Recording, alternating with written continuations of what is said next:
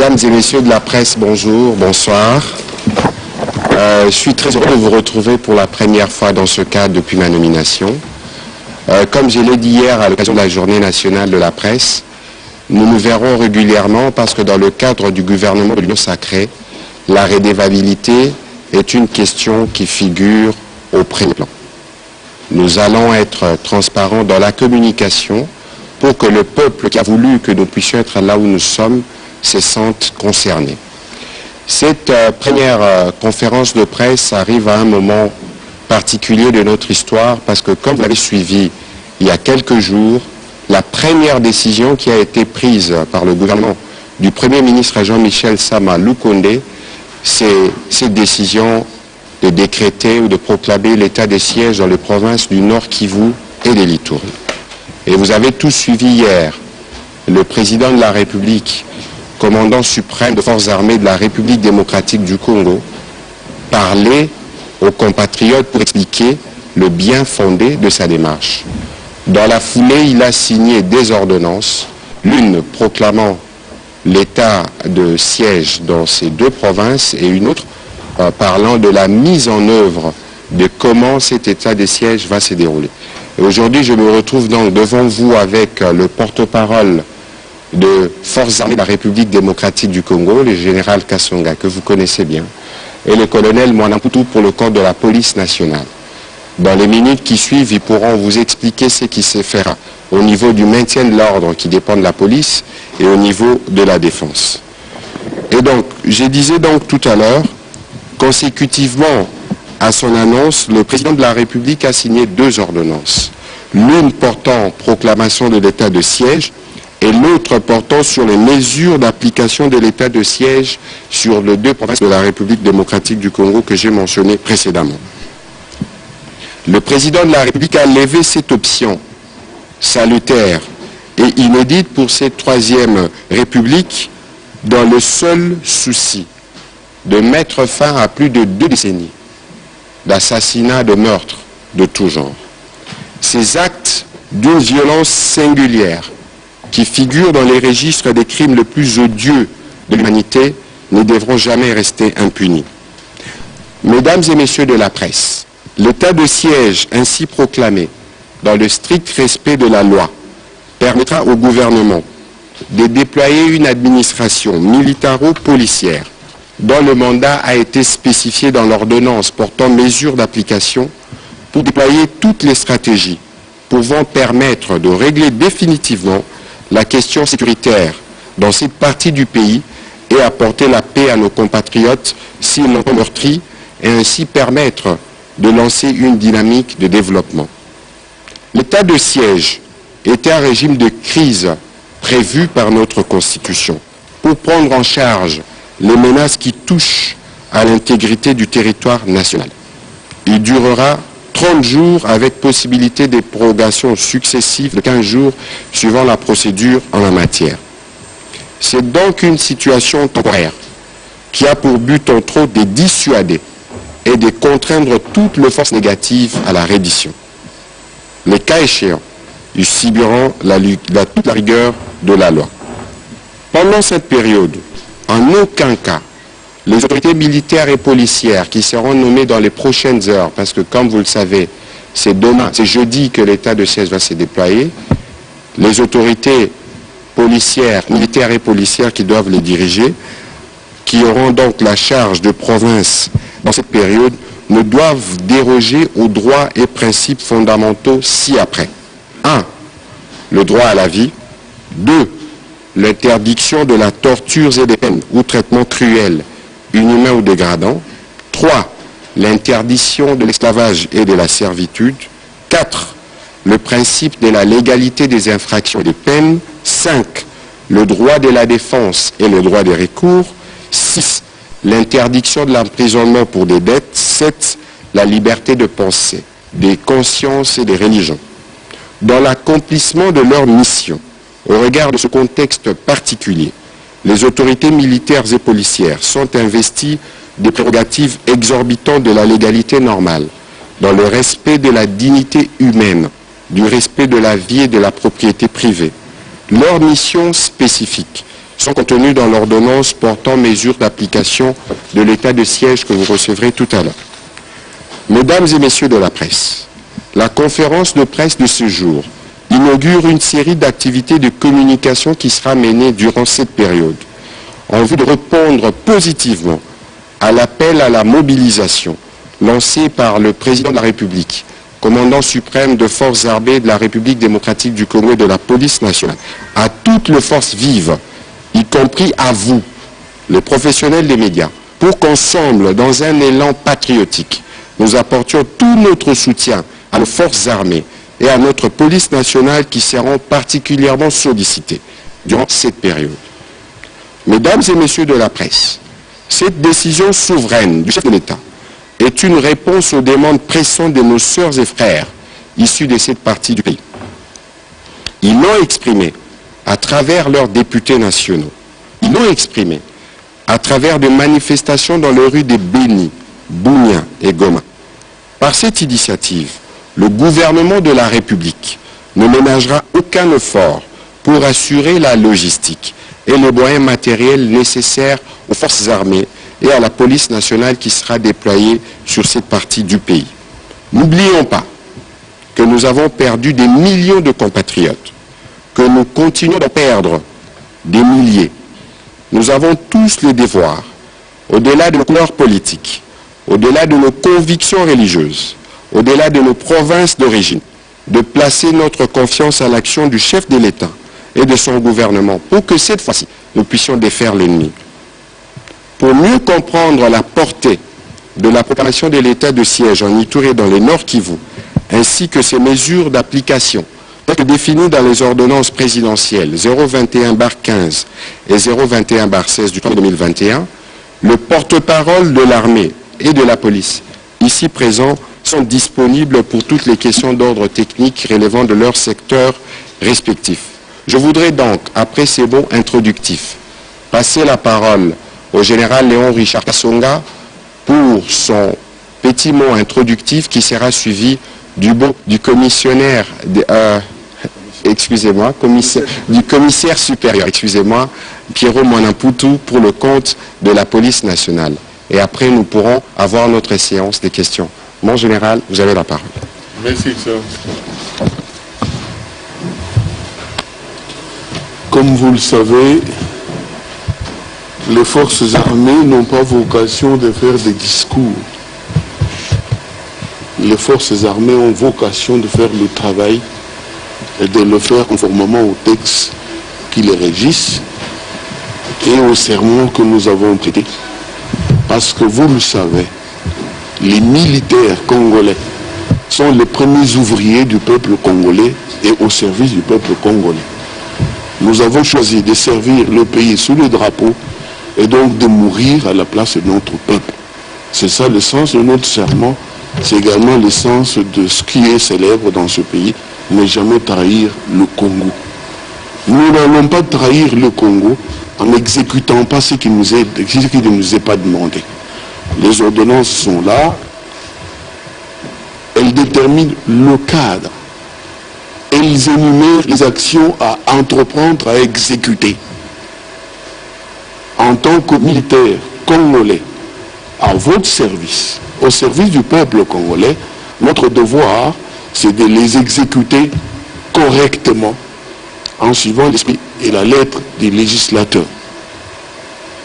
Pendant la période concernée, nous allons faire notre travail de tous les jours.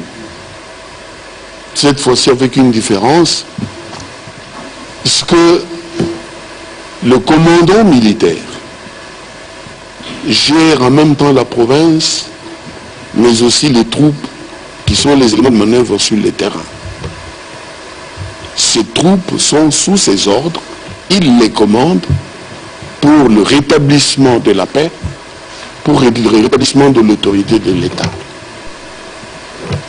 Dans ce travail technique, j'en conviens, quiconque pose un acte qui va dans le sens d'empêcher l'armée d'atteindre le fait final recherché, qui est la paix et la restauration de l'autorité de l'État, celui-là va sûrement énerver la loi et la loi va le frapper durement. Nous sommes au service du peuple congolais. Dans l'exercice de nos missions, nous avons le devoir, nous avons l'obligation de respecter les droits de l'homme, de respecter le droit international humanitaire, mais ce qui est spécifique à l'armée, c'est de respecter les règles d'engagement. Les règles d'engagement consistent en ceci. Quand vous avez par exemple des rendus ou des capturés sur le théâtre, vous les traitez de manière humaine. Vous leur donnez à manger, vous leur donnez à boire. S'ils ont besoin de soins, ils reçoivent ces soins. C'est en cela que nous sommes différents des bandes armées. Nous sommes différents des groupes armés, des groupes terroristes et de tous ceux qui sont à la base de l'insécurité à l'est de notre pays. Pourquoi nous sommes devant vous? Son Excellence, Monsieur le ministre l'a dit, nous voulons contraindre ceux qui sont à la base de l'insécurité. Si pas se rendre, tout au moins être neutralisés de manière définitive. Nous en avons et les capacités et la logistique. Nous allons y parvenir. Mais pour y parvenir, c'est vous, les faiseurs d'opinion. C'est vous qui allez expliquer à notre population, à notre peuple, la manière dont nous allons procéder, la manière dont nous allons nous comporter pour éviter que demain, ça soit autre chose. Parce que, le ministre l'a dit, et je le reprends, c'est l'obligation des résultats. Les résultats, c'est la paix. Les résultats, c'est la tranquillité. Et nous allons faire ce travail conformément à l'esprit, à l'être des deux ordonnances signées par le chef de l'État, parce que c'est ça notre cadre juridique, c'est ça l'émanation des obligations que nous allons accomplir au jour le jour pendant 40 jours. Excellence, je termine. Je vous remercie, mon général. Parole à un inspecteur divisionnaire, c'est ça. Au commissaire supérieur. Au commissaire supérieur. Merci. Vous avez la parole. Commissaire supérieur. Dans l'évolution de la société, depuis la cueillette, l'âge de la pierre taillée, la vengeance privée et la loi du plus fort, les humains se sont organisés et se sont convenus en se dépouillant de certaines prérogatives, c'est-à-dire de certaines souverainetés, une partie de souveraineté, pour remettre ça à un gestionnaire qu'ils ont appelé Léviathan. Et le Léviathan, lui, avait notamment les prérogatives d'assurer l'ordre public. Et l'ordre public, c'est quoi en fait? Ce sont des règles obligatoires à l'organisation de la nation, c'est-à-dire la société, à la santé, à la morale, à l'économie, à la sécurité des biens des personnes, à la paix publique et aux libertés individuelles essentielles. Et en temps de paix,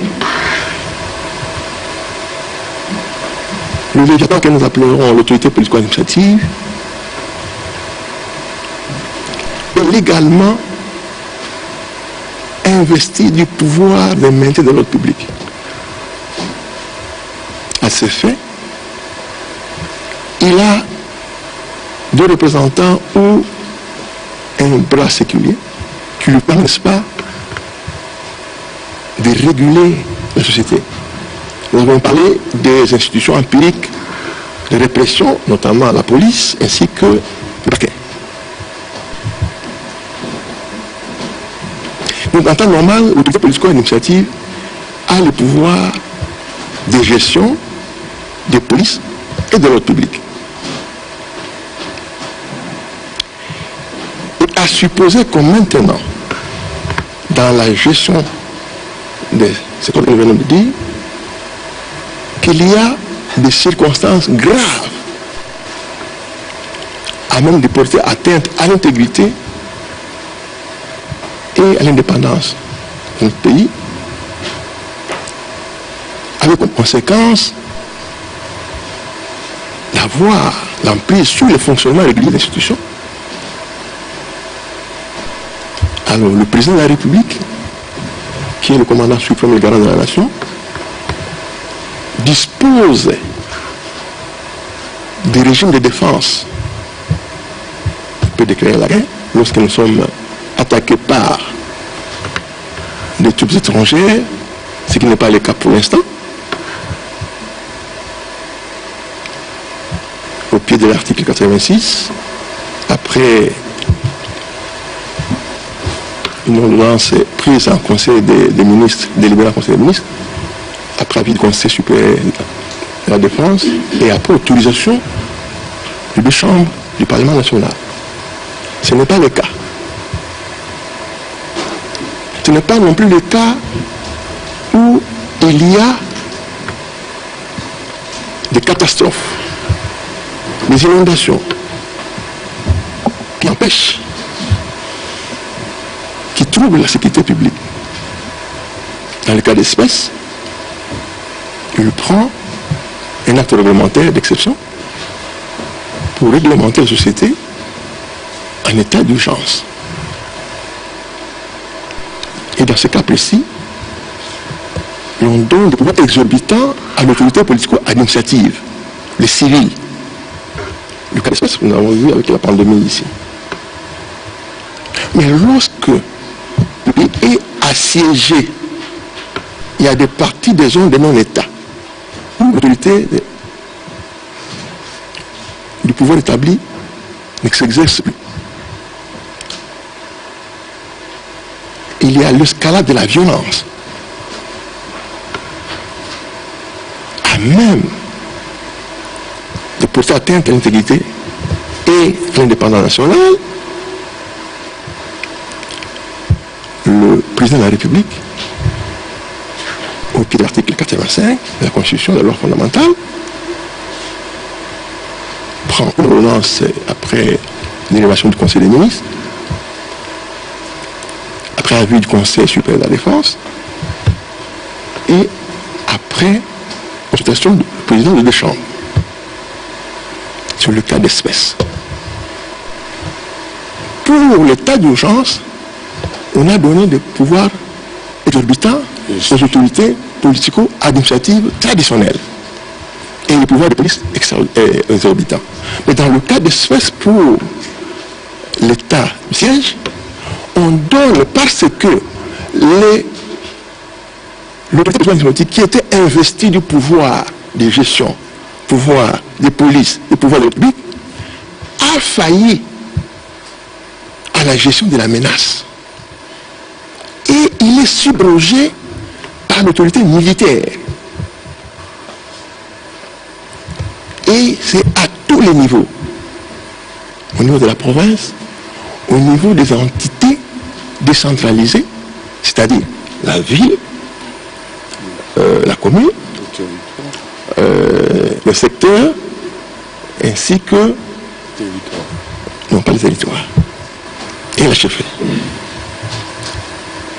Ils sont entités décentralisées, pourquoi? Parce qu'ils sont sujets des droits. Ils ont l'abusus, l'usus et le futus. Des entités déconcentrées. Nous avons les territoires, nous avons le groupement, nous avons le quartier, nous avons le village. Ils sont dépourvus, ce sont des circonscriptions administratives qui sont dépourvues de la personnalité juridique.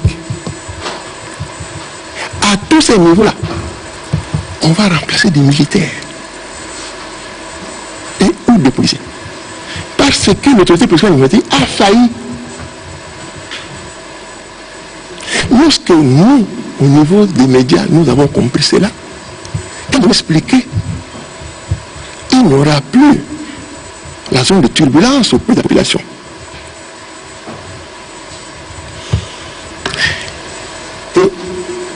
que maintenant, l'autorité politique administrative traditionnelle a été subrogée par l'autorité militaire en province. Et tout ce qui avait comme juge naturel, le juge des droits communs, se retrouve ipso facto devant les juges militaires. Et donc, si vous arrivez à violenter la loi pénale, vous l'énervez, soyez-en rassurés que vous vous retrouverez non pas devant un confrère à vous, non pas devant un ministère public que vous avez l'habitude de régager, mais vous retrouvez devant vous quelqu'un qui a bien entraîné, en train de vous poser des questions, et vous avez le traitement de celui qui a comme juge naturel le juge militaire. C'est ça la gravité de la situation. C'est comme ça que le chef de l'État, le commandant suprême, nous a dit: n'énervez pas ceux qui sont au front. Et quand vous allez là-bas, les immunités ne vont pas vous défendre. Je dis tout de suite non. Dès que vous avez fait ça, vous êtes cueillis. Voyez-vous? Et pour les... Nous avons parlé de l'autorité militaire en province. Le général a bien expliqué qu'il aura le commandement des opérations, il aura la gestion de la province, il aura la gestion de la police et de l'ordre public. Mais avec des pouvoirs exorbitants. Beaucoup de confrères, j'ai lu ce matin, qui ont dit qu'ils ont le chèque en blanc, ils vont énerver les droits humains. Je suis désolé, parce qu'ils n'ont pas reçu un chèque en blanc. Dans l'acte réglementaire exceptionnel, il y a de droits et libertés garantis auxquels il ne faut pas déroger. Notamment le droit à la vie, le droit, n'est-ce pas, à la propriété.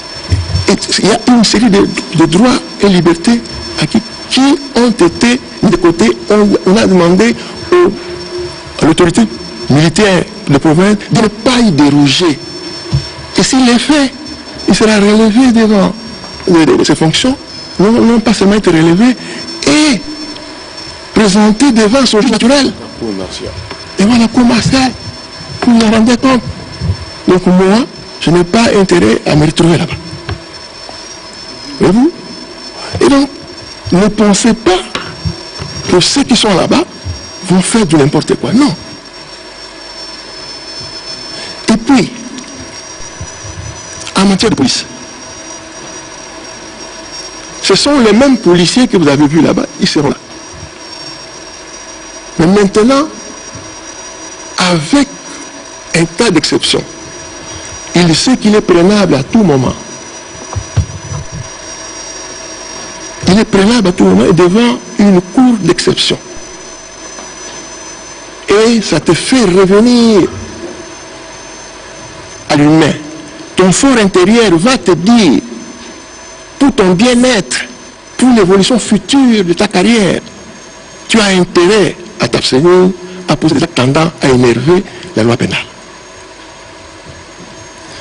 Et il y a des pouvoirs de police ou de l'ordre public.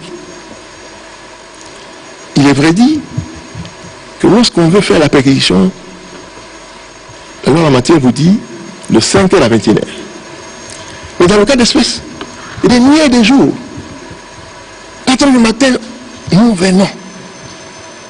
À minuit, nous venons. À 3h du matin, nous venons. Je suis en train de prier, on vous prend. Vous voyez la différence? Parce que nous devons atteindre les objectifs fixés par le chef de l'État commandant suprême. La restauration de la paix. On doit extirper la violence et tous les supplétifs.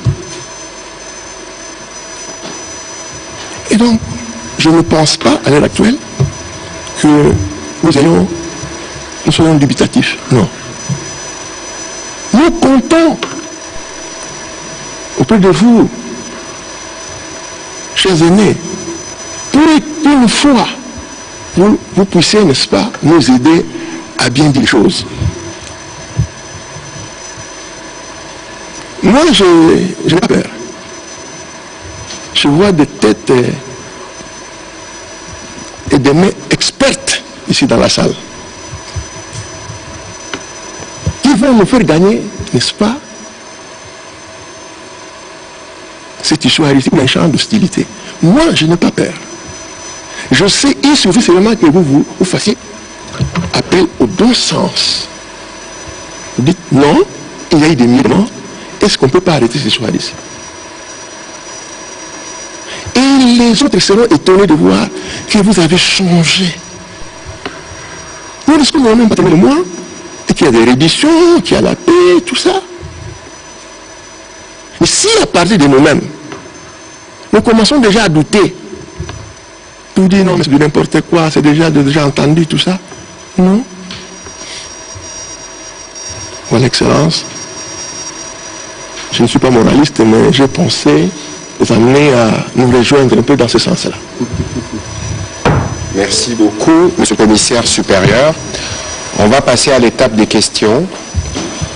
Les sujets principaux, c'est sur l'état de siège. Alors, on va faire un effort pour économiser le temps. Une question par personne, on évite la répétition. On va voir comment on va continuer. On commence par Achille Kadima. Le principe, c'est que vous me posez à moi les questions et je me ferai compléter par les officiers à ma droite. Vous avez un micro ?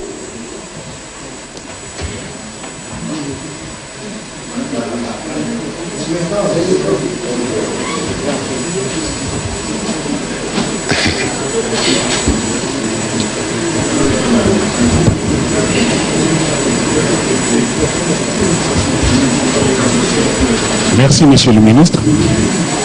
30 jours pour contraindre les forces négatives à se rendre, sinon 30 jours pour pouvoir le neutraliser. Doit-on dire qu'après 30 jours, nous allons nous retrouver dans cette salle pour pouvoir célébrer la victoire? Ça fait 20 ans que nous sommes au front dans ce pays. Ça fait 20 ans que les efforts de développement sont plombés. Ça fait 20 ans qu'on a tout essayé, mais on n'avait pas encore essayé l'état de siège. J'ai le devoir d'être optimiste. La réalité du terrain, nous ferons le poids de toute façon. Les moments venus, on envisagera même un voyage de presse pour que nous puissions aller voir. Tout dépendra de la disponibilité. Mais l'idée ici, c'est de commencer parce que cette fois-ci, il n'y aura plus d'excuses. Il n'y aura plus de refuge. C'est un moment temporaire, mais c'est un moment qui permet à nos forces armées et au gouvernement d'avoir tous les moyens qui lui permettent d'agir et de mettre fin à cette situation. Donc je prendrai peut-être pas les paris qui est le vôtre parce qu'il y a les réalités du terrain, mais je suis optimiste que nous allons y arriver. Madame Mimi Ngumba. Merci pour la parole. Je voudrais savoir si le gouvernement a pris soin de rappeler à Kinshasa tous les officiers, du moins de l'échelon 1 à 3, qui ont dirigé la guerre à l'Est pendant toutes ces dernières années ou ces derniers mois. C'est pour éviter une influence négative à l'état de siège actuel. Je me ferai compléter sur cette question par le général Kassonga. Mais ici, il faut faire très attention parce que très souvent, quand on parle de notre armée, on ne fait pas attention à des victoires que nous remportons. Très souvent, même, c'est focalisé sur des cas spécifiques, des violations qui existent d'ailleurs partout. Et tous les journalistes ne sont pas saints, tous les musiciens ne le sont pas. Mais dans les cas qui nous concernent actuellement, je crois que tout ce qui nous a été reproché, ou tout ce qui a été reproché à l'armée, a été pris en compte pour que cette opération, quand elle sera lancé, cet état de siège quand il sera lancé, que toutes les chances soient de notre côté, mon général. Oui, très souvent,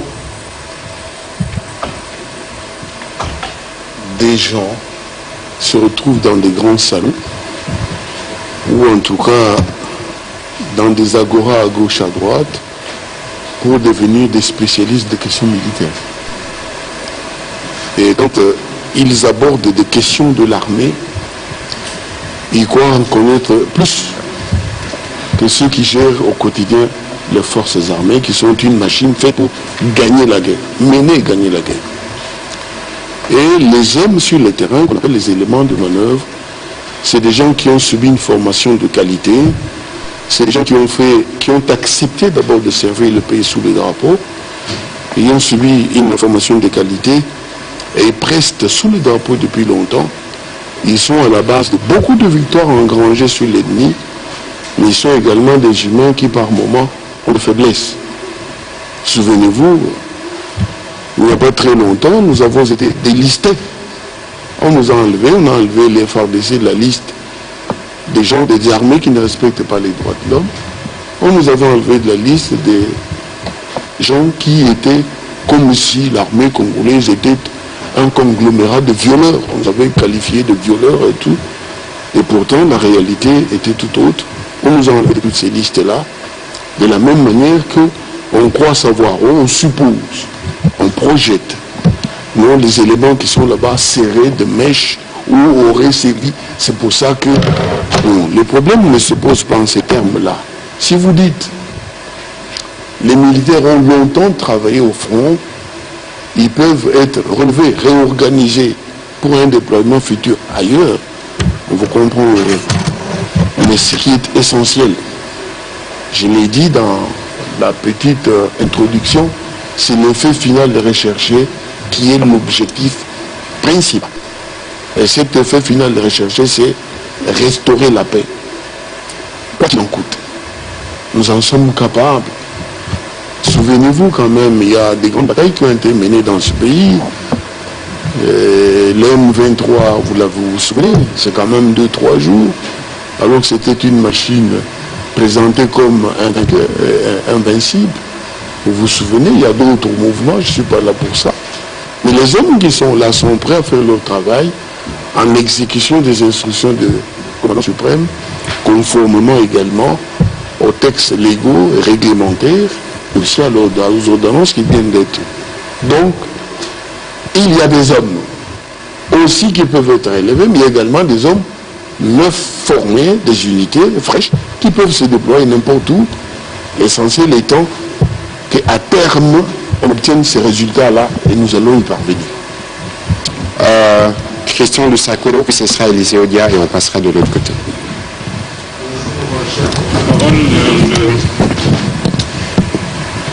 Question d'auditeur de Top Congo FM. Le gouverneur militaire devient le commandant des opérations dans l'entité sous son contrôle. Que deviennent notamment les commandants des opérations Sokola, les commandants de la 3e zone de défense? De qui vont-ils relever? Ensuite, quelles sont les dispositions prises pour éviter les bavures sur le terrain? Puis des multinationales impliquées dans les conflits de l'Est. On a beaucoup parlé d'exploitation des richesses à la base de ces conflits qui perdurent. Que prévoit le gouvernement pour les mettre éventuellement hors d'état de nuire? Et y aura-t-il coopération avec des pays voisins afin de mener à bien ces opérations? Toute dernière question.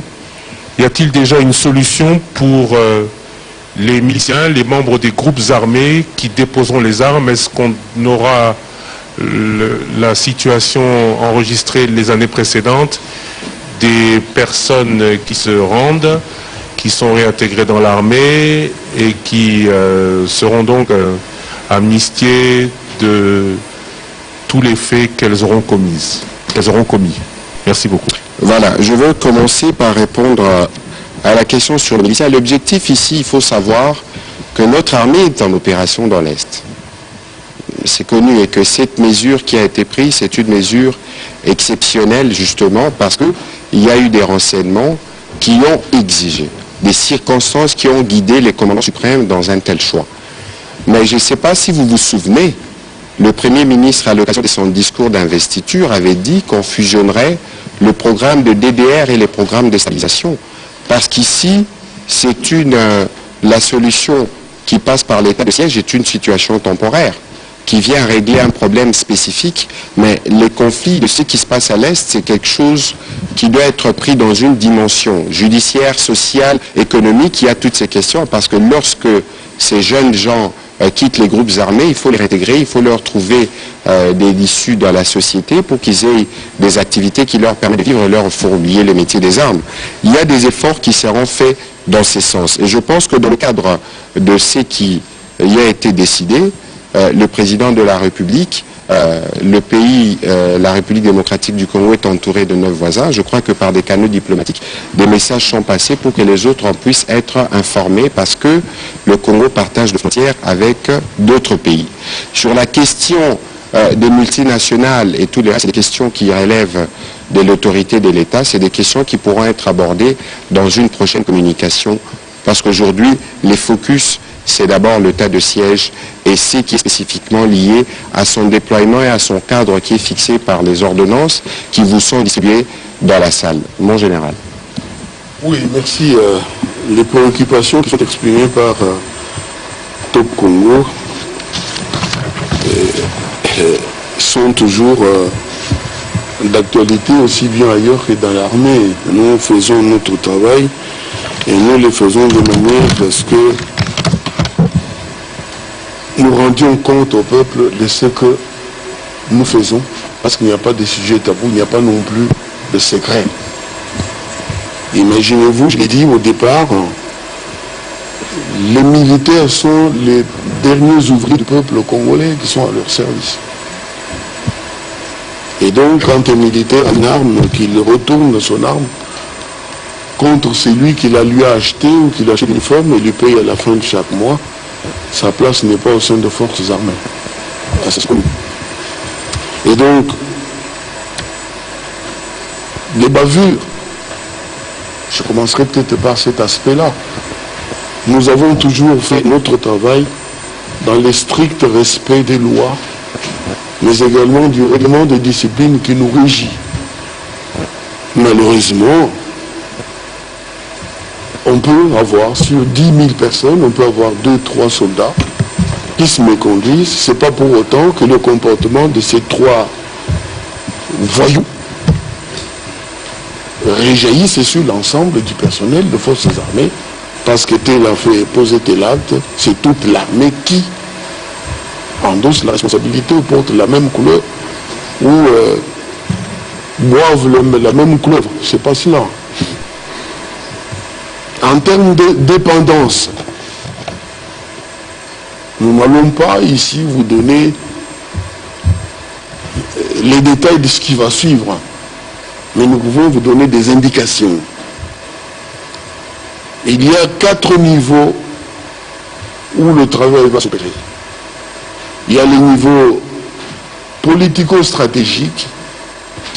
À ce niveau, c'est le vice-premier ministre à l'intérieur, c'est le ministre de la Défense et le Conseil supérieur de la magistrature qui conçoivent, qui édictent en exécution des ordonnances signées par les chefs de l'État.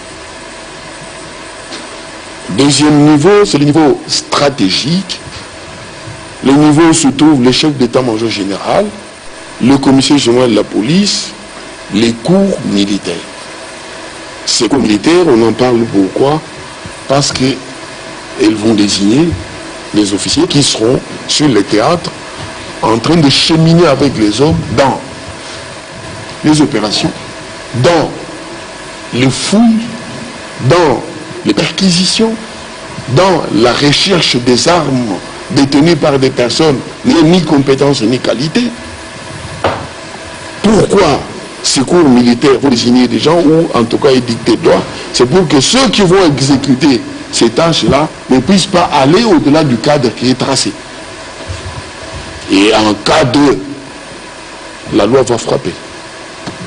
Au troisième niveau, il y a le niveau opératif Et là, c'est le gouverneur militaire qui travaille avec le commandant de région et le corps militaire opérationnel.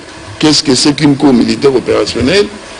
Au niveau stratégique, la cour militaire a conçu.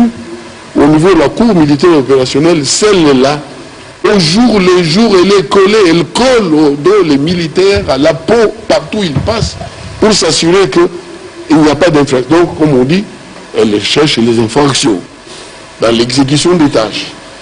Aussitôt que l'infraction est décelée, sur le théâtre même, en séance urgente ou illico presto, comme on dit séance foraine, l'homme est jugé sur le terrain, condamné, renvoyé pour exécuter, pour subir la vie de l'homme.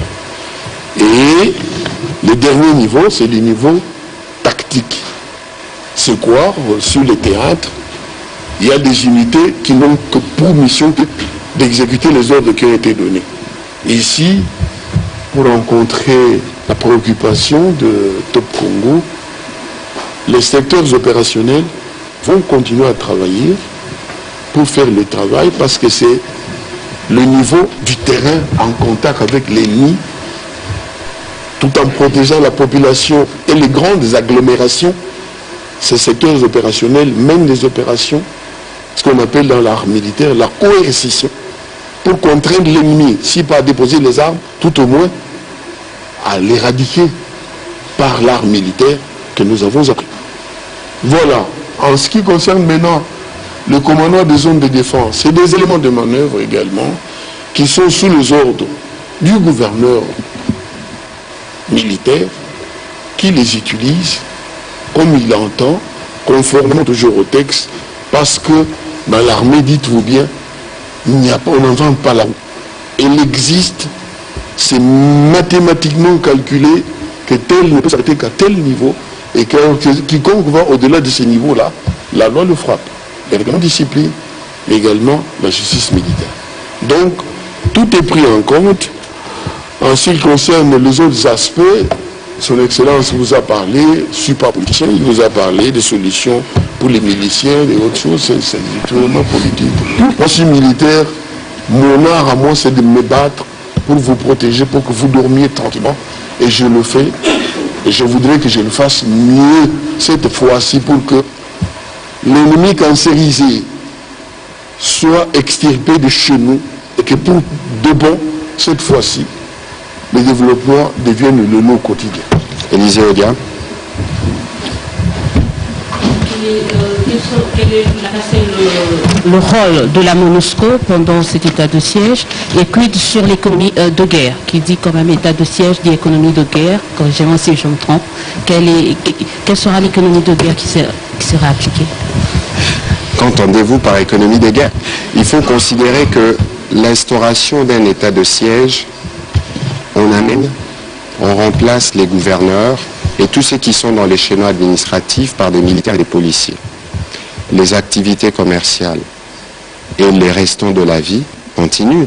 Sauf que cette fois-là, le gouverneur qui vient a un mandat qui est défini dans l'ordonnance présidentielle que vous avez, d'opérer et d'aller un peu plus loin. Ça veut dire, tous ceux qui pouvaient, je donne un exemple, moi je suis député national, dans un terrain où l'état de siège a été décrété, mes immunités ne valent plus dans l'hypothèse où je tombe justement dans les activités qui vont dans le sens de l'ennemi. Et donc, il y a des mesures particulières qui sont prises, mais les gens vont continuer leurs activités commerciales normalement. S'il y a des mesures spécifiques, par exemple le couvre-feu qui requiert une décision du gouverneur qui a été prise, il aura la latitude de les faire et certaines autres dépendra de la concertation qu'il aura avec le gouvernement central. Mon général? Oui, tout à l'heure, j'ai entendu parler du rôle de la MONUSCO. Vous avez un cadre juridique qui est là, et dans ce cadre juridique qui nous préoccupe ou qui nous occupe à cet instant, nous nous en tenons à cela. Alors, si vous avez une préoccupation extra, vous pouvez leur poser la question. Bon, pour nous, c'est ici, là. Et là-dedans, nous n'avons parlé que des forces armées et de la police nationale congolaise. Merci. Voilà, on passe de ces côtés. Jules Boulembi, c'est en français ou en lingala? Zela la souka. Déjà excellence, pardon. Vas-y, allez-y alors. Excellence, il y a du bosso. Qu'en est-il d'activité sportive? Parce que pour moi, à na foot. Tout est dans 6 ou 7 journées. Qu'en est-il d'activité sportive na ba etukawana? Il y a mis balé.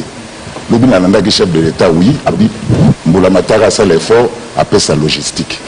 Mais excellence, nous connaissons les joueurs et leurs jeux. Le problème, c'est la motivation. Est-ce que motivation m'a pina? A kodjango na maboko. Poto bonto mapinga zo beta mon. Azo beta mon nguna zo beta mon. Mama bengi na Kinshasa ba bengani pichu na classe. Pour na sisi frais scolaire. Est-ce que mapinga na biso ba kozwa motivation na bango na maboko pour ba benga na mbala moko? Na bandi ke na motuna liboso. Ba le beta na muri. Et beta ma peine à bout. Tout à fait, il faut pas obangisa batu. Il ne faut pas organiser ce balobi état de siège batu bova nananda kutongo ti lobby borobi maté bala ba okendeke là c'était non. Et ça ba mesure exceptionnelle. Je crois que na poko lelo mokonza mora repona ba ba ozala kuna ba okende pe biso lelo to lobby lelo za mbala liboso to kutani. To continuer na kokuta na pona ko limbolela bino ba situation ekozala ndenge makambo bandole na terrain suivant l'évolution. Pe soki to zuma ko ki to mema bino pe kuna.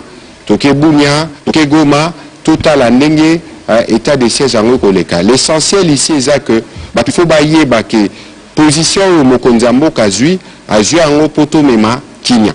Na motuna na ya mibale. Toko sanate ndeko. Biso moko peto yebi ni ma kokini nimbo kezali nango. Mais volonté politique eza makasi po lelo ko anesi. Lelo ka ba comment belela IGF partout. Ah au sali boyeke ba IGF. Au sali boyeke ba IGF. Mais c'est parce qu'il y a justement un souci à quoi absorber ma coquine au son. Pour na bao etali ba soda, bao etali ba policier, bao etali ba enseignant, bao etali ba minganga na otanga ba journaliste pe na kati ba ngonyoso mutu na mutu place o asala ka musala na ye azwa eloko yo asengeli kozwa na suka ya sanza. Donc, la motivation volontaire mokonzambo kezali pe ba structure de contrôle na armée zo fonctionner kasi.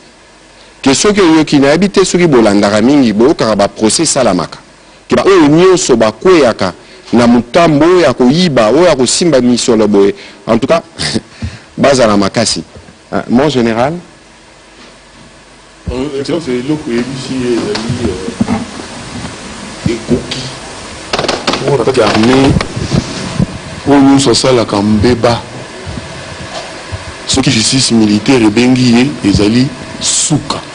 Mais bandeli ezalaka règlement de discipline chef d'administration landeli comportement ya mutu mbeba salaka babengisi batuni mbala liboso ya mibale inspectorat général ya armée et l'équipe kotala ressources financières ressources humaines ressources logistiques bapesi yo mokonzi ya mampinga ici ka uzali kuna zo commander bato na zamba to na province na région bakomi lolenge kani ozali kosalela yango soki ekokani na mibeko ezali kogere to kosalisa yo mpo obatela basoda okamba bango malamu na biloko na bango te wana inspecteur asali rapport epa ministre ya défense na chef d'état-major général efongoli nzela okende na auditorat okende kolokoa nini biloko wana osaleli yango ndenge elongobani te. Donc la mesure existe. La parole, monsieur le commissaire supérieur. Merci beaucoup, Excellence. Je suis en école Gilles. Nous tournons un an ce que vous avez dit. Mais, au Talia, va péquer Ndembo. Au Tangi, va péquer Ndembo. Bon, nous tournons un an. Va péquer Ndembo. Ndembo, au bête. Banda tongo tipo kwa kukulala. Ya liboso ngwana ya mibale olobi ke est-ce que kokoma kuna tango bakopesa lomeya ekokoma penza na aza na kati na truc de fusilier aza kumunda itumba kanisaka ke yo omoni yango pe oyokisa yango na mabe boye okupupula yango te pour la cohésion nationale okulia mbango na ministre batili bino ndeko na bino propre peut-être quoi bon pour oui bah ni combien dans le téléphone ou quoi pour le bien excellence il semble que j'emboque telle situation dans la wango ko surprendre biso to lati ba mangala na mututu kuna na katu zo gwango ukumi monguna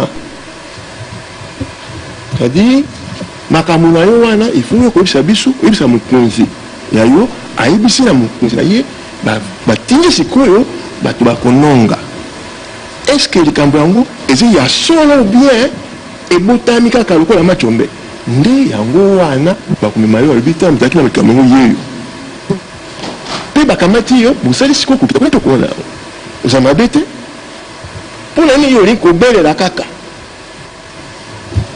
sikotango bamoni keza yango te o bazonyoka na biso na journaliste mais obelelaki déjà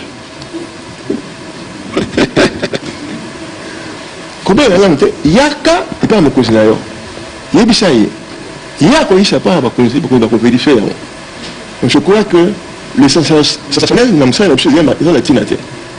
Voilà, c'est un peu ça. Voilà, alors, on va prendre, il fait chaud, on va prendre 3 dernières questions. Kelly Kouté, Anastasie Toudiéché, Sonia Rollet, et on prendra les 2 dernières de gauche à droite. On commence par Kelly. Merci pour la parole. J'ai 2 petites préoccupations.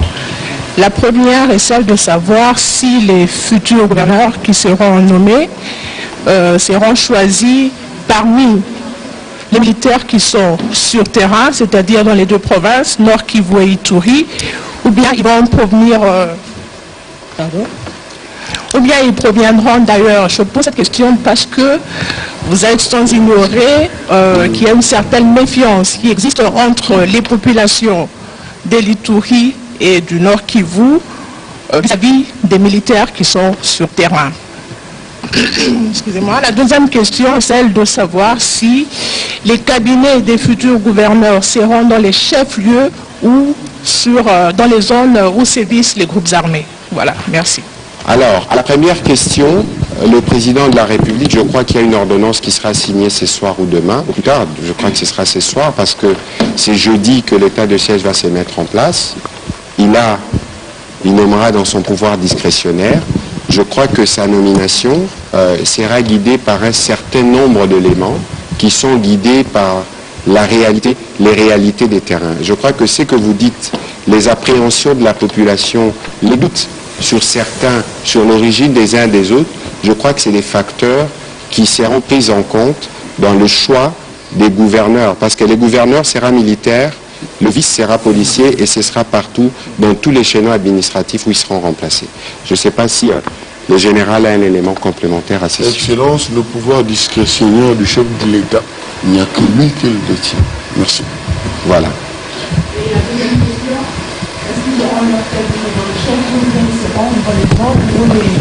Je crois que l'ordonnance que vous avez en main fixe le nombre de membres du cabinet à 5 de chaque gouverneur qui sera désigné. Et chaque gouverneur, ces 5 membres de cabinet, quand ils sont 5, c'est sûr qu'ils seront autour de lui. Et que l'ordonnance ira plus loin. Le commissaire supérieur, Mme Poutou l'a expliqué, ce sera le gouverneur, le vice-gouverneur, ce sera le maire adjoint, et ça descendra au fur et à mesure de toutes les entités territoriales. Je crois que quand l'ordonnance sortira, on aura le temps de réagir dessus dans une de nos prochaines rencontres. Anastasie. Merci, vous avez le micro? Non. Allô, vous m'entendez? Ok. Merci, Monsieur le Ministre. La mobilisation semble effective, réelle, déterminée, mais les femmes et les filles paient un très lourd tribut pendant les conflits. Qu'est-il prévu, si quelque chose est prévu, pour à la fois les protéger et les intégrer à la stratégie que vous présentez? Je crois que la question de femmes et de filles est une question qui nous préoccupe tous au plus haut point, le président de la République en premier. Je crois que justement, si on a voulu prendre une mesure si radicale, c'est pour arriver à créer un cadre de protection pour tout le monde. Et je crois que dans ce qui s'est fait et dans ce que notre armée fait régulièrement, il y a une attention qui est faite sur cette question des femmes, parce qu'on a beaucoup parlé des violences basées sur le genre, On a beaucoup parlé des violences sexuelles. À un certain moment, on disait de notre pays que c'était même la capitale mondiale du viol. Je pense que si vous regardez cette époque et aujourd'hui, vous verrez qu'il y a eu une bonne évolution.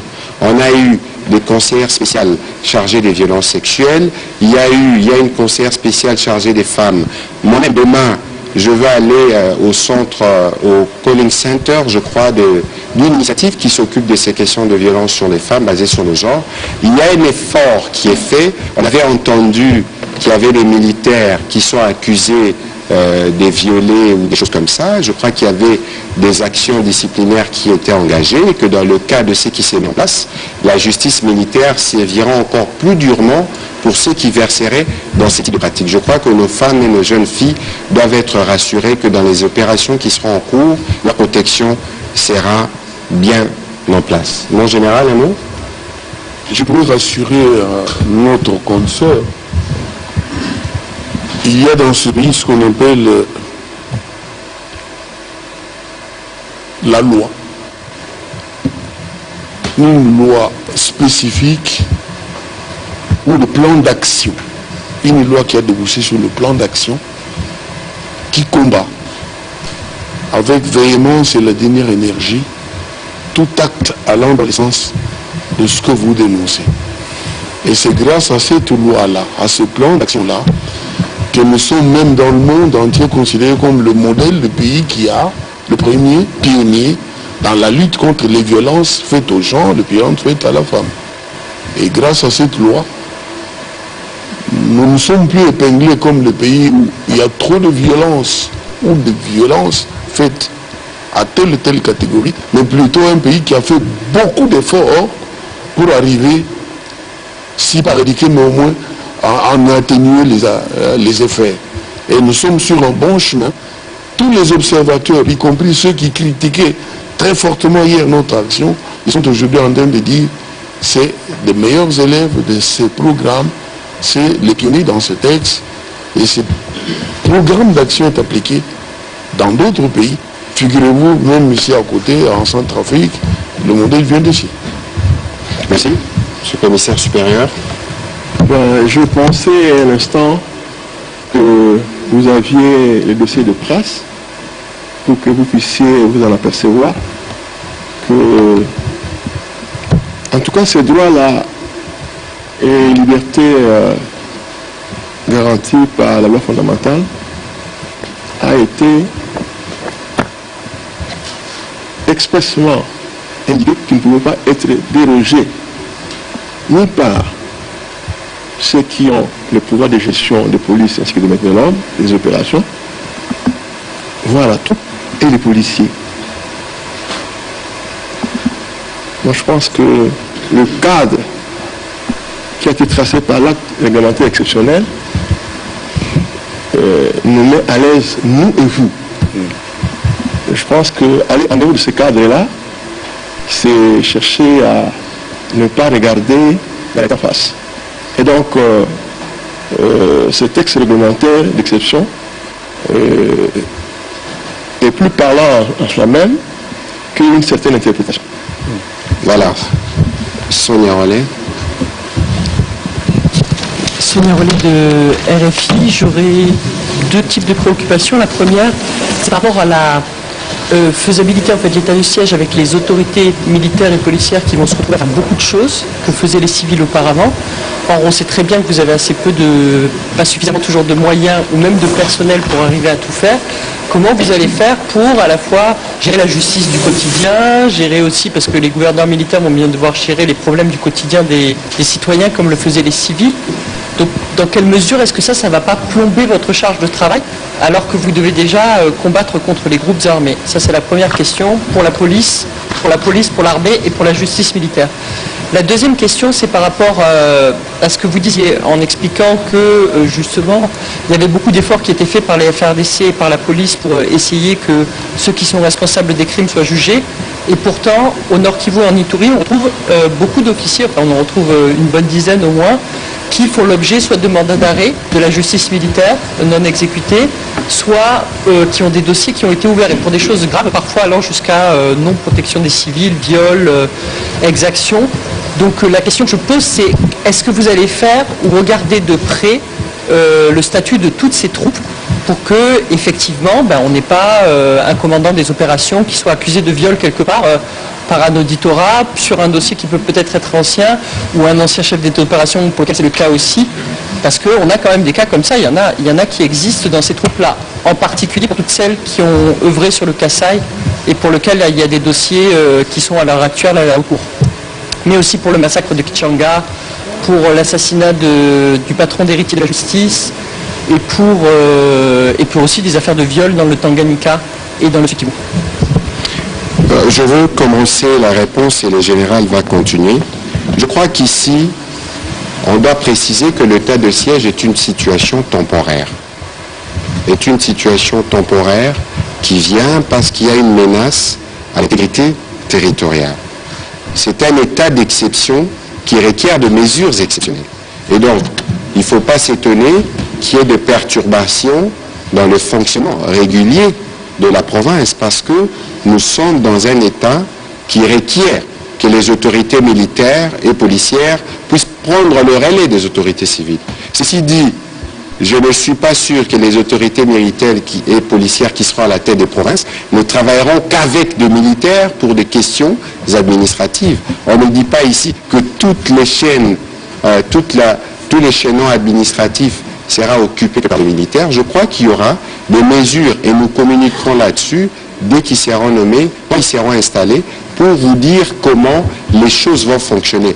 Mais la volonté politique ici est d'arriver à mettre fin à toute cette situation de guerre et de menaces pour revenir à une situation normale. Pour les autres cas, je sais que vous adorez les sujets, mais il faut regarder les choses avec un autre angle. Ça veut dire qu'il y a des officiers, et l'état-major général l'a reconnu, parce qu'il y a des procès qui sont en cours. Si vous connaissez des cas spécifiques qui sont dans les questions judiciaires, vous pouvez nous les faire parvenir. On fera un peu plus attention. Mais ici, il faut regarder l'armée dans la composante positive, parce qu'il y a des officiers supérieurs et des généraux qui, au-delà du contexte, malgré la faiblesse des moyens logistiques, se déploient et font preuve de patriotisme pour nous protéger. Ici, nous sommes dans une dynamique qui veut aller vers la reconstruction nationale, vers le développement du pays. Nous devons passer par mettre fin à la guerre pour y arriver. Et donc, il faut considérer que la volonté politique y est et que tout sera mis en place pour que justice soit faite, pour que tous ceux qui, civils, militaires, miliciens ou qui que ce soit, qui se permet des actes de violation de droits de l'homme, puissent en répondre devant la justice. Mon général. Bien. C'est des questions auxquelles nous avons toujours donné des réponses. Ça veut dire qu'il ne suffit pas de déclarer ou de faire une dénonciation pour que X, Y devienne automatiquement coupable. Malheureusement, dans notre pays, la plupart des militaires cités dans des cas sont victimes de la dénonciation. Et quand on attend des preuves, elles ne viennent jamais. Mais par contre, pour ceux qui sont auteurs des actes répréhensibles, bien identifiés, la justice militaire s'occupe d'eux comme le prévoit la loi. Et là, il n'y a pas de débat. Voilà, excellent, ça s'arrête là. Voilà, on va terminer. Jean-Marie Kassamba. Ah, vous n'avez pas répondu à la question. Je voulais dire à Sonia Jessie, on a fait en même temps que... je veux dire à Sonia que... Monsieur le commissaire supérieur. Oui, que le Parlement ainsi que la Cour constitutionnelle savent que ce sont des droits et libertés garantis qui se trouvent dans la loi fondamentale qui ont été énervés. Certains droits et certaines libertés. C'est parce qu'après 30 jours de durée, ils évaluent pour voir est-ce qu'il y a encore l'escalade de la violence, l'intensité de la violence, ou c'est en deçà, pour qu'ils prennent la possibilité de proroger de 15 jours ou de prendre une loi pour complètement mettre fin à l'état de siège. Donc il y a déjà une garantie de la part de la Constitution. Ça, c'est la première chose. Et de deux, la topographie des hostilités ne vous renseigne pas qu'il s'agit d'une guerre conventionnelle. N'est-ce pas? Asymétrique. Et donc, il y a la vie, mais qui doit être réglementée de façon exceptionnelle. Parce que ceux qui avaient le pouvoir de le régler, de le gérer, ont failli. J'ai eu à le dire. C'est comme ça que, de par le garant de la nation, il a pris un régime de défense pour restaurer l'état ante delictum. Pour qu'on revienne à la quiétude qui a été rompue. Et donc je pense que Sonia, vous serez des nôtres. Et je vous connais très bien quand vous voulez prendre des faits et causes pour nous aider à ce que nous puissions terminer ces hostilités-là, vous le ferez. Bien dit. Alors, Jean-Marie Kassamba, une question. Et puis une requête spéciale en Swahili pour Trésor Kiombo. Et puis on va souffrir parce que ce rendez-vous, ce n'est que le premier d'une série. Nous aurons le temps de rattraper. Donc je solliciterai votre indulgence parce qu'on est en direct à la fois sur Top Congo, sur la RTS et d'autres médias. Il faut qu'on libère le temps d'antenne. Donc nous aurons le temps de revenir. Merci Monsieur le ministre et porte-parole. D'abord, félicitations pour cet exercice dans un cadre un peu aseptisé. Ça nous change du côté heuristique d'autrefois. Question, tout le monde sait que cette guerre, elle n'est pas congolaise. Elle est faite par procuration, par les pays de la sous-région et les multinationales. On a vu l'agitation de certains médias lorsqu'il a été annoncé que ça va se passer de cette manière-là. Est-ce qu'on a un task force diplomatique d'abord, de la collaboration franche de nos collègues, enfin nos voisins, et puis de l'hypocrisie parfois des autochtones qui pourront pendant 30 jours ou pendant 45 jours se planquer et puis aussitôt fini ils reprennent la même besogne. Deuxième question courte, cette opération n'était pas prévue au budget, est-ce que on a l'idée de combien ça va coûter, est-ce que c'est disponible? Dès jeudi, on va dire combien, je ne demande pas les détails. Voilà pour ma petite curiosité. Merci. Je commence par la deuxième question. Je crois qu'il y a la décision qui a été annoncée a été mûrie, réfléchie. Malheureusement, vous êtes témoin de la situation politique de ce pays. Vous savez que pendant 20 ans, l'essentiel de notre budget est passé par là. Si pour cette période, ça peut nous offrir une perspective pour en finir une fois pour toutes, même s'il faut mettre la moitié du budget, on les mettra. Le Premier ministre Sama Lukonde, les collègues qui sont chargés des budgets finances et leurs collègues de la défense, je suis sûr qu'ils y travaillent. Le moment venu, il y aura un collectif budgétaire et il y aura sûrement moyen de vérifier ce qui aurait pu être affecté. Vous dites que cette guerre n'est pas congolaise, mais on ne peut pas faire la guerre au Congo sans qu'il y ait des complicités en interne. Je crois que si aujourd'hui le président de la République a pris cette décision et il a donné mandat des perquisitions, je souhaiterais que chacun de nous puisse lire l'ordonnance. Mandat des perquisitions, je crois que le commissaire supérieur en parlait tout à l'heure. Tous ces hypocrites, il y a des renseignements. Il y a des informations qui ont été données. La décision souveraine que le chef de l'État a prise, il a pris sur base de faits démontrés. Et donc ici, c'est aussi l'occasion de vous inviter, vous les médias, parce que il ne faut pas considérer au-delà. Je serai les derniers à vouloir m'aliéner votre indépendance. Mais il faut considérer que nous sommes en un moment particulier où nous avons des défis énormes comme pays et qu'il est important que vous aussi, dans ce qui vous concerne, vous contribuez dans ce qui va se faire. Nous aurons dans les jours qui viennent des petites tournois pour discuter de la faisabilité pour que justement les gens se reprennent un peu le goût patriotique.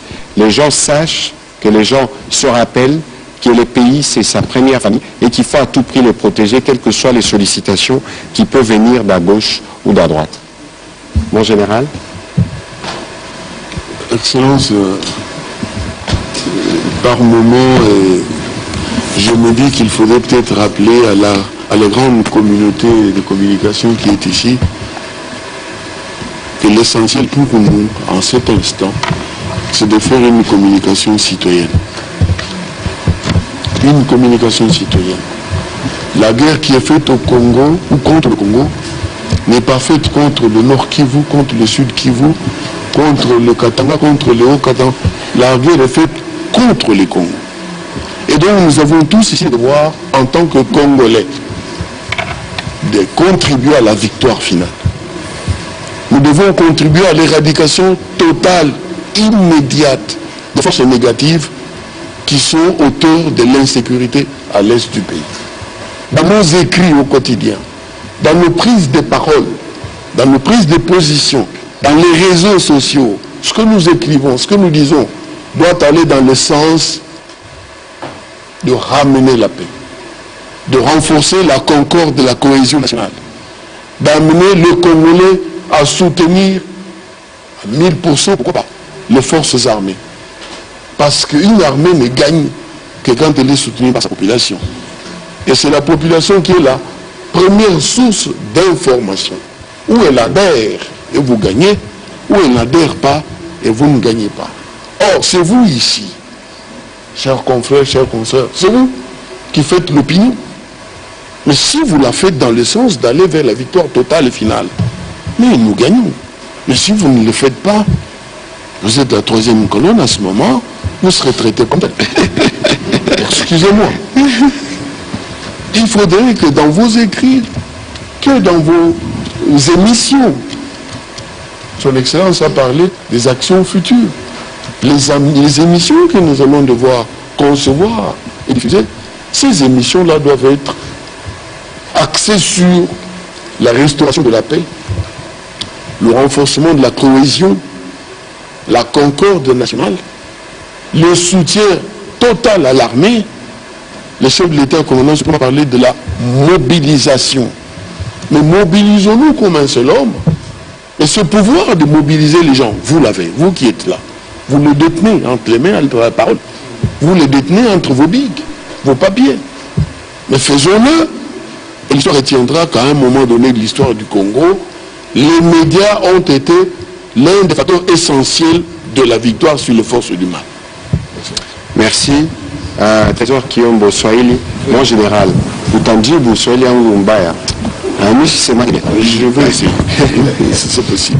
Batu ya Nord Kivu na Ituri banapenda kujua kama mabadiliko nini itafika kwabo. Concrètement, quel changement? Bon, hivi bajue kitu ya kwanza bataishi vile zamani. Na kenye kitabariki ni hiki, kitabadilika ni hiki. Gouverneur atakuwa jeshi, vice gouverneur jeshi ama policier, maire de la ville vile atakuwa kijeshi, l'administrateur de territoire madirecteur urbain bote batakuwa bajeshi ou bien ba policier. Ya kwanza. Ya pili, kama banasoma mzuri ordonnance présidentielle ilitoka juu ya kuinstaurer état de siège, batajua kitu kani hawezi kufanya na kitu kani bataendelea kufanya. Bakisahabu bakifanya vibaya, justice itakuwa pale, justice militaire, kwani hakutakuwa tena justice civile. Hii wakati pendant 30 jours itakuwa mpaka justice militaire, ndio itaanza kufuata kila mtu kujua kama anafanya vibaya, banamuita, banamuuliza. Kama hana kitu, ama hakufanya kitu kibaya, anatoka. Mais kama anafanya vibaya, batamuuliza et il devra payer le prix. Parce que quand on énerve la loi, même le système entier cesse de fonctionner normalement. Je peux m'arrêter là parce que le Swahili c'est pas très évident. Atacha vita, mutamuingiza mjeshi yetu, mutamurumia. Qu'est-ce qui va lui arriver?